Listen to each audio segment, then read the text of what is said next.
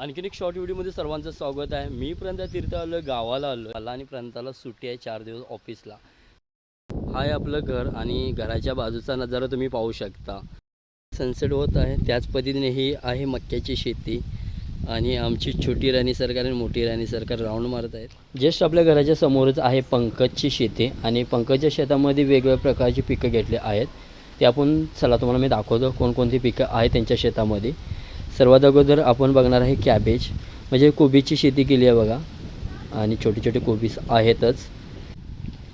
समोर तुम्ही पाहता हे तिळाचं झाड आहे, म्हणजे व्हाईट तीळ बोललं जातं आमच्या कोल्हापूर भाषेमध्ये. त्याच पद्धतीने ही आहे मुगाची शेती, भुईमुगाच्या शेंगाचं. आता मोहरी म्हणजे राई बोललं जातं बऱ्याच ठिकाणी आणि आम्ही कोल्हापूर भाषेमध्ये त्याला मोहरी बोलतो. आणि ही कच्ची मोहरी आहे, अजून थोडे दिवस लागेलच. मी शेतामध्ये व्हिडिओ करत असताना वाघाची मावशीने मला बघितलं. मला बघून आणखीनच घाबरली आणि परत एकदा बघत होती. समोर बघता ही मक्याची शेती आहे. काही दिवसानंतर मक्याची कणसं लागतीलच. आणि हा संध्याकाळचा सनसेट होता गावाकडचा. तीर्थाची तयारी झाली. आईबाबांना बाय करून आम्ही चाललो मार्केटमध्ये. मित्रांनो, हा शॉर्ट व्हिडिओ कसा वाटला तुम्ही नक्की कमेंट बॉक्समध्ये नक्की कळवा.